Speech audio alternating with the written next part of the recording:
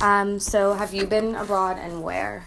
I did go abroad. I was an exchange student from Sydney, Australia. Oh, wow. That came to the exotic Suny paltz. Okay. And it was life-changing, and I ended up staying. And how long ago was that? 8 years ago. 8 years ago, and you've stayed ever since? Yeah. Wow, that's amazing. And what kind of challenges did you face, like, upon arriving?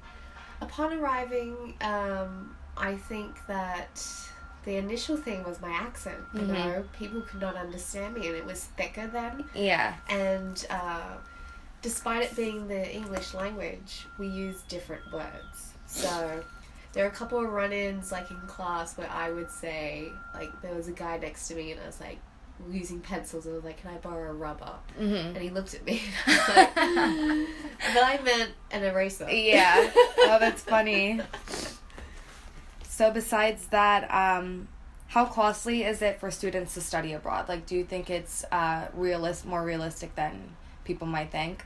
It is. There is this this myth that it's double or triple the cost. It's not. You pay of like normally traveling if you were of normal tuition and going to school here. It's the same tuition paid to Suny paltz as you would if you were going here, and once you consider all the costs of a full-term semester, it actually works out to be about the same. The general rule is about the same, or sometimes a little bit less, depending on your location. Oh, okay. That's good. And there's a lot of scholarships and funding available to make it even more feasible. Yeah, perfect.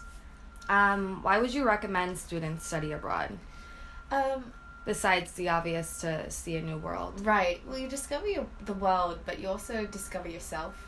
And I think that is so beneficial to realize that where your limitations, you thought your limitations were, they're not. Yeah. That was just in terms of situational limitations. So that's really beneficial. Only about 3% of the national population studies abroad. So when you do, you put yourself at a competitive edge when looking for jobs or wanting to get into graduate school. Because it'll be the first thing that they ask about in an interview.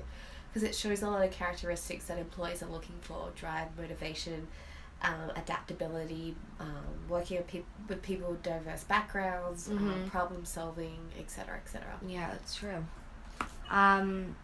So I guess you basically mentioned the advantages. Do you think there's any disadvantages to doing it? No, right? Okay. I just wanted to ask because you can graduate to see if there's any alternatives. Right. All your scholarships that you have, all your financial aid, Pell Grant, TAP goes with you.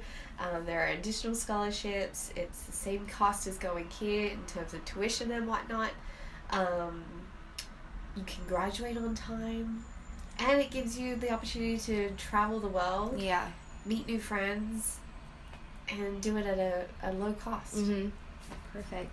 So I guess lastly, how we can end this off is what advice can you give to those who question going abroad? Like those who aren't, sure if they should. The fence sitters. Yeah.